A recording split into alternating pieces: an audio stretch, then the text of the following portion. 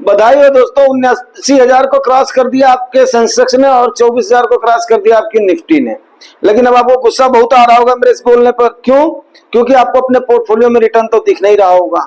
अब पोर्टफोलियो में रिटर्न किसको नहीं दिख रहा है, उसका कारण क्या है, इन सारी चीजों को समझेंगे। लेकिन उससे पहले देख लेते हैं आज की मार्केट का हाल। आज की मार्केट में देखिए भैया, 175 पॉइंट चढ़ करके आपकी निफ्टी ने 24,044 पर क्लोजिंग किया है। 568 पॉइंट आज फिर सेंसेक्स चढ़ा है 79,243 पॉइंट, जिसमें बैंक आज डाउन रहा था, प्रेशर में रहा था। एंड निफ्टी आईटी ने आज कमाल किया है और मिड कैप और स्मॉल कैप हमेशा की तरह डाउन रहा है। खरीद फरोख्त की बात करें तो आज 7,658 करोड़ की आपकी डीआईआईज ने बाई करी है और 3,605 करोड़ सॉरी एफआईज ने बाई करी है एंड 3,605 करोड़ की डीआईआईज ने सेलिंग करी है। तो ये हो गया आपकी मार्केट का हाल। उसके बाद में आपको गुस्सा तो आ रहा होगा, यार मेरे पोर्टफोलियो में रिटर्न नहीं दिख रहा है, आखिर में ऐसा क्यों होता है। तो सब्जेक्ट भी उसी से ही रिलेटेड है, ठीक है ना। तो अभी ले लेते हैं एक छोटा सा कमेंट, उसके बाद में फिर आगे बढ़ते हैं, क्योंकि वो कमेंट थोड़ा सा बड़ा पॉजिटिव वे में मैंने लिया है उसको, ठीक है ना। बहुत सारे कमेंट्स हैं, लेकिन अभी मैं इसको लेता हूं बिकॉज इसमें एक आलोचना भी है और एक छोटा सा प्यार भी है।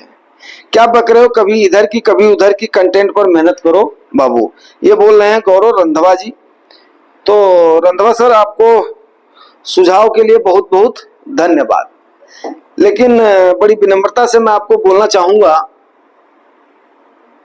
कि एक वीडियो के अंदर जब कोई इंसिडेंट ऐसा हो जाता है, इन चीजों पर मैं भी वीडियो नहीं बनाना चाहता हूं, खास करके किसी पर्सनालिटी की व्यक्तित्व के हनन पर या किसी एक संस्था की ड्रॉबैक्स को, लेकिन उस पर नहीं बनाना चाहता एक्चुअली मैं भी। बट मजबूरी ये हो जाती है कि जहां पर इन्वेस्टर्स का हित है, जो हमारा मेन मोटिव है कि एक तो मुझे पता है मेरे व्यूअर्स और सब्सक्राइबर में एक वो तबका है जो कि संघर्ष कर रहा है, एक वो तबका है जो कि मेहनत से थोड़ा आगे बढ़ गया है, एक वो तबका है जो कि रिटायरमेंट के करीब बढ़ रहा है। अब इन सारे लोगों ने कहीं ना कहीं चूक तो ये लोग कर ही रहे हैं, कुछ ज्यादा अग्रेसिव हो रहे हैं या कुछ अभी शौक पूरा कर रहे हैं या जिन्होंने अपने टाइम को बहुत ज्यादा खर्च कर दिया।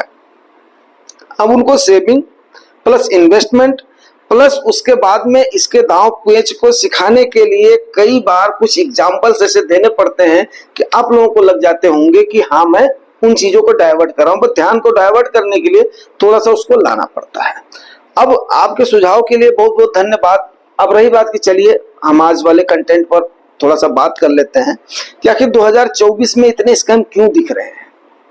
तब आपको लग जाएगा कि नहीं, एक्चुअली क्या है कि सोचना, उसको इम्प्लीमेंट करना, खाली सोचना इम्प्लीमेंट ना करना, ये दो अलग अलग पहलू हैं।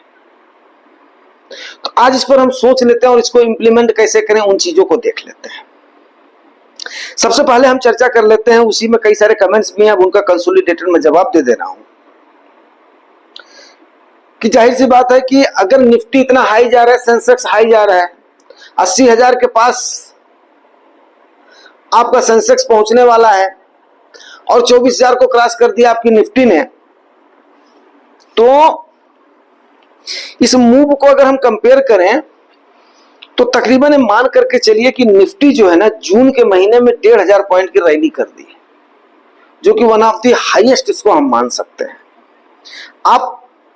मैं अगर आप लोगों से पूछूं अपनी मेमोरी पर जोर दे करके, क्या आप लोग बताएंगे कि निफ्टी का पिछला इतना बड़ा मूव कब हुआ था विद इन द 1 मंथ? मेरे ख्याल से आपको याद नहीं होगा। लेकिन ये मूव तब हुआ था जब 4 स्टेट्स की, नवंबर 2023 में हुआ था, जब 4 स्टेट्स का इलेक्शन जीत करके सेमीफाइनल का आगाज कर दिया था आपकी बीजेपी की गवर्नमेंट ने। अब की बार भी इसको हम बीजेपी की ही गवर्नमेंट मान सकते हैं, बेशक लोग एनडीए का नाम दे रहे हैं, लेकिन इसको लोगों ने मोदी 3.0 का जो नाम दिया है उसको मार्केट अभी भुना रही है। ये कब तक भुनाएगी? ये भुनाएगी बजट तक। अब बजट में किस टाइप का बजट आता है वो डिपेंड करेगा कि जैसे दिसंबर में अनदर मूव हुआ था 2023 का निफ्टी का, वैसे ही सेम मूव करेगी आपकी निफ्टी या नहीं करेगी, वो पता चलेगा बजट के बाद। तो अब इन चीजों को लेकर के उसके बाद में आते हैं सब्जेक्ट के ऊपर कि आखिर में 2024 में 2024 में इतने घोटाले क्यों आ रहे हैं? क्यों?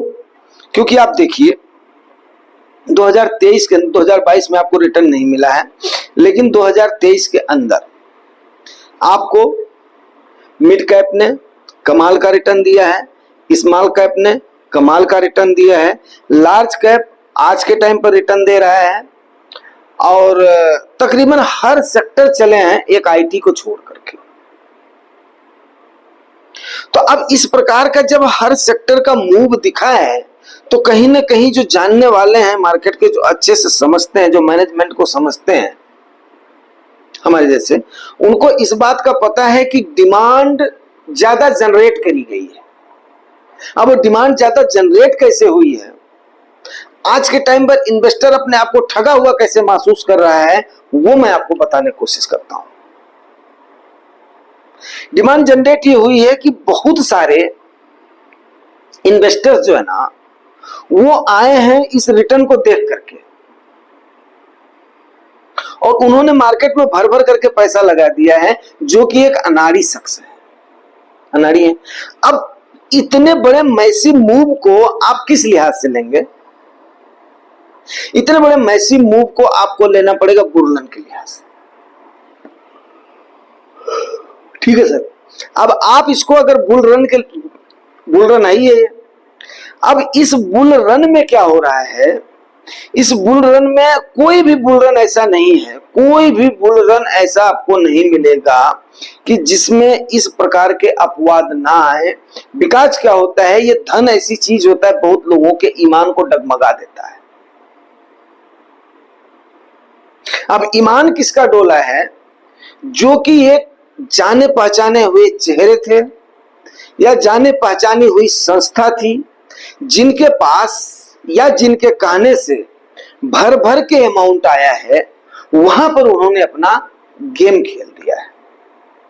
गेम कैसे खेला है आपको मैं बताता हूं। अब सपोज करो किसी एक शेयर का प्राइस, देखिएगा मैं शेयर की बात नहीं करता हूं, लेकिन म्यूचुअल फंड में भी शेयर से ही होते हैं, तो आपको समझाने की ऐसे कोशिश करता हूं कि आखिर में क्वांट का केस क्या हुआ है, आखिर में भसीन जी के उसका क्या हुआ है, और जो दो चार लोग नपे हैं उनका क्या हुआ है, वो मैं बताता हूं। और अभी देखिएगा आगे भी कुछ लोग इसमें नपेंगे, ये पक्का बात सही है। कैसे मैं आपको बताने की कोशिश करता हूं। सपोज करो कोई एक शेयर है, उसकी प्राइस है 25 रुपए। अब उसके बाद में किसी प्रोमिनेंट पर्सनालिटी ने या किसी फ्रंट रनर ने उसका क्या किया, उसको अनाउंस कर दिया, बार बार उसका प्रचार कर दिया कि ये आगे जाएगा खरीद लो, आगे जाएगा खरीद लो, आगे बढ़ जाएगा खरीद लो। उसमें उसने क्या किया, 25 रुपए पर किसी का पैसा लगवा दिया। अब 25 रुपए पैसा लगवा दिया, जाहिर सी बात है कि उसका रेट थोड़ा सा इंक्रीज होगा। उसका रेट इंक्रीज होगा तो फिर आम इन्वेस्टर्स उसमें आने लगे। अब उसका रेट हुआ 30 रुपए, 35 रुपए, 40 रुपए, 45 रुपए, 50 रुपए। अब 25 से 30 तक, 35 तक तो उसके जो जानने वाला है, जो कि जिसको पंप की भाषा बोली जाती है, उसने लगवाना शुरू कर दिया।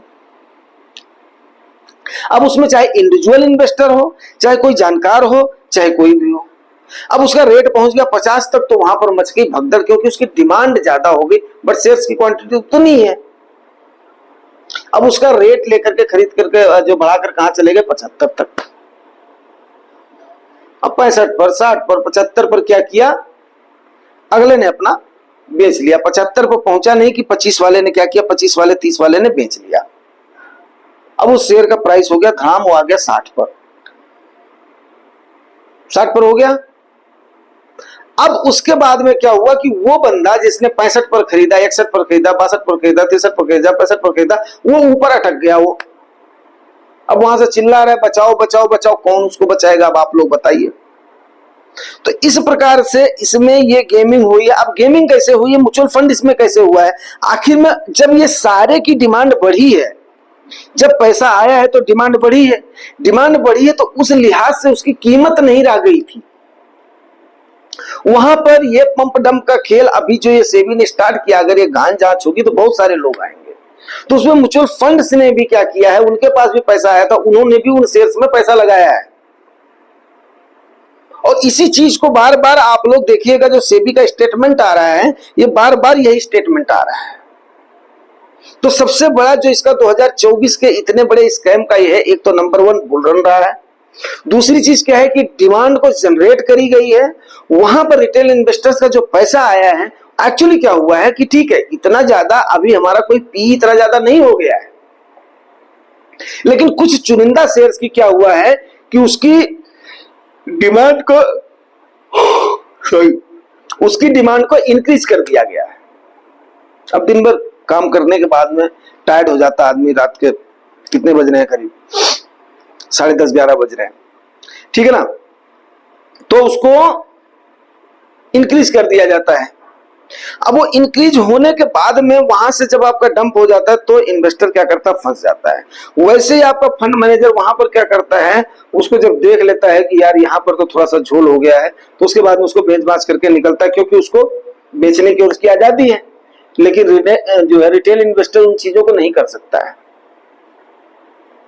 तो सर यहाँ पर ये चीजें जो निकल करके आ रही हैं वो यही आ रही है कि एक तो बुल रन हुआ है, नंबर 1, दूसरी चीज क्या हुई, डिमांड ज्यादा जनरेट करी गई है, नंबर 2, और उसके बाद में क्या हुआ कि रिटेल इन्वेस्टर्स ने भर भर करके पैसा लगाया, चाहे म्यूचुअल फंड में लगाया है, और फंड मैनेजर्स भी उन चीजों को खरीदे। अब आप बोलेंगे फंड मैनेजर उस पर रिसर्च करते हैं, रिसर्च का सीधी सी बात है, रिसर्च का मैं कैसे बोल रहा हूं ये आप देख लीजिएगा। रिसर्च में और इसमें फर्क क्यों पड़ा है, इसीलिए आपके इंडाइसेस को बहुत सारे इंडेक्स फंड्स को आपके बेंचमार्क नहीं बीट कर पाए हैं। कभी आपने इन बातों पर गौर किया क्यों नहीं बीट कर पाए हैं? क्योंकि उसमें जितने शेयर्स थे, कुछ शेयर्स ने परफॉर्म किया, कुछ शेयर ओवर वैल्यूड थे, जिनको कि फंड मैनेजर्स ने भी गलती से खरीद लिया है। हालांकि वो गेन दे जाएंगे, तब दे जाएंगे जब उनकी कटाई धुलाई छटाई हो जाएगी, जब उनकी बाकायदे प्रूनिंग हो जाएगी, तब जाकर के वो गेन को दे जाएंगे। अब आपका अगर फंड मैनेजर वहां पर होल्ड करेगा, तो जिसका ये सवाल है कि आखिर में पराग पारिख ने रिटर्न नहीं दिया है, कई सारे वो भी हैं, कई सारे ये भी हैं कि हाँ मेरे पोर्टफोलियो में नहीं दिख रहा है, तो उसका रीजन यही है, कोई इसमें पैनिक होने की जरूरत नहीं है, पैनिक होने की जरूरत नहीं। लेकिन इसको बाय एंड होल्ड अगर बाय कर लिए हो आप, तो होल्ड तो करना ही पड़ेगा। आपके फंड मैनेजर के ऊपर छोड़ो, अब आपको टाइम तो देना पड़ेगा। बिकॉज क्या है, ये कई सारी चीजें हैं, अभी वो हमारे जो बोलते हैं ना कि हमारे दायरे की जो चीजें नहीं है, वहां पर हमने क्या करना है, वहां पर हमने छोड़ देना है उनके जिनके दायरे की चीजें ये है। तो मेरे ख्याल से ये बातें अभी आप लोगों को समझ में आ गई होंगी कि इन्वेस्टमेंट की जर्नी इतनी आसान नहीं है। तो यहां और वहां की बात इसीलिए हो जाती है जब ये सारी बातें आप निकालोगे। अब जैसे पराग पारिख का देख लो, आपका एक साल में देखिए डाउन रहा है, वो बेंचमार्क से भी डाउन रहा है, कैटेगरी एवरेज में भी डाउन रहा है, इसमें भी डाउन रहा है। लेकिन 3 साल का देख लो, 5 साल का देख लो, 10 साल का देख लो, उसमें उसका परफॉर्मेंस बेटर रहा है। इसका मतलब ये नहीं हो गया अब वो लोग अगर होल्ड करेंगे तो उसके बाद में उसी में से जब उनकी कंपनियां प्रॉफिट देना शुरू कर देंगी तो पक्का हो जाएगा। तो उम्मीद करता हूं ये सारी बातें आपको समझ में आ गई होंगी। और क्या नाम है सर का, रंधवा सर, आई थिंक। तो रंधवा सर, आपको सुझाव के लिए बहुत बहुत धन्यवाद। और कंटेंट पर मेहनत मीन्स क्या है कि फिर वहीं पर बात वहीं आ जाती है, बात वहीं आ जाती है जो हमारा देसी पना है, देसी पने से हमें चलने दीजिए। वो बात ज्यादा बेटर रहेगी कहीं उन चीजों के कि जो ज्यादा दिखावे के चक्कर में जो मूलभूत चीजें हैं, जो बेसिक चीजें हैं, जो कि आम इन्वेस्टर्स को जानना चाहिए, वो उन चीजों को नहीं बताते।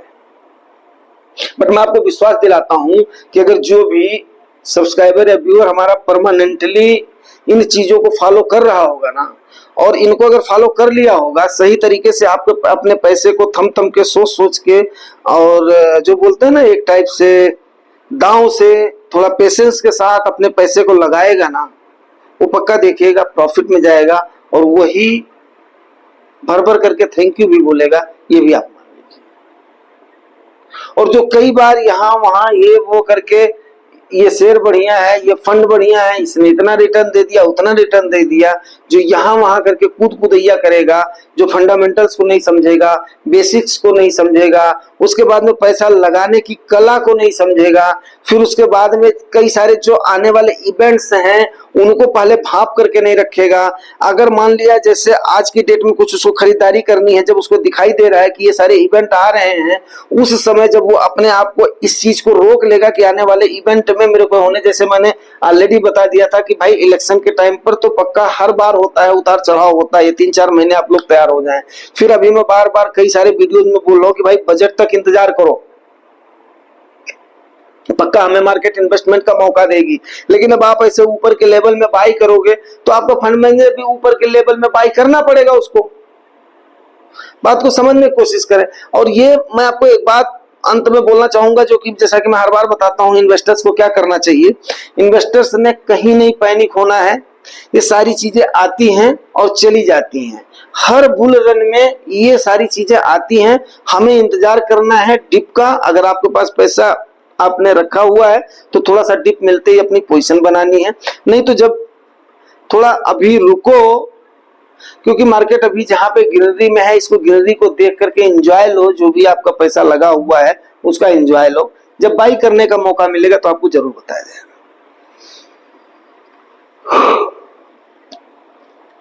तो उम्मीद करता हूं जानकारी आपको अच्छी लगी होगी, एंड उबासी के लिए आप लोगों से माफी चाहूंगा। तो ड्यू टू टायर्डनेस, सवेरे जो 4 बजे के उठे हुए हैं, रात के अभी बज रहे हैं 11 बज रहे हैं, इसको करते करते 12 बज जाएगा, तो 3-4 घंटे मुश्किल से नींद मिल पाती है। आप लोगों से जो है क्या छिपाना, तो बाकी ठीक है, कोशिश यही रहती है कि आपको वैल्यूएबल एंड बेसिक चीजों के साथ जानकारी दी जाए, ऊपर से डिफरेंट एग्जांपल्स के साथ जानकारी दिया जाए। डिफरेंट एग्जांपल्स का मतलब यही होता है कि आपको एक तो जमीन से जुड़े रहेंगे, जो आपको जो बोलते हैं ना, एक मैं अगर रंधवा सर को बोलना चाहूं कि मेरे कहने का मतलब यह है कि आपको यहाँ पर पेट नहीं बनना पड़ेगा, आपको यहाँ पर स्ट्रीट डॉग बनना पड़ेगा, तभी आप मार्केट के अंदर रोटी छीन पाएंगे। मैं एक लाइन में आपको बोलना चाहूंगा सर। तो मैं अपने व्यूअर्स और सब्सक्राइबर को उस टाइप से लेकर के चलता हूं कि उनको एक स्ट्रीट डॉग वाली एक छवि आ जाए, ताकि उनको कोई बेवकूफ ना बना पाए, वो अपनी रोटी को, अपने प्रॉफिट को वो निकाल ले, और रहमो करम पे किसी के ना रहे कि पट्टा पहना करके और उसके बाद में उनको करा जाए। कुल मिला करके मैं लास्ट में इतना बोलना चाहूंगा, और मेहनत करी है आपको ये जानकारी देने के लिए, सोचा है। और अगर वीडियो पसंद आया है तो रिवार्ड जरूर करें, रिवार्ड आपको पता है, like share subscribe. Thank you very much. And Randhawa sir, एक बार जो सुझाव के लिए आपको अगेन बहुत बहुत धन्यवाद। Thank you very much.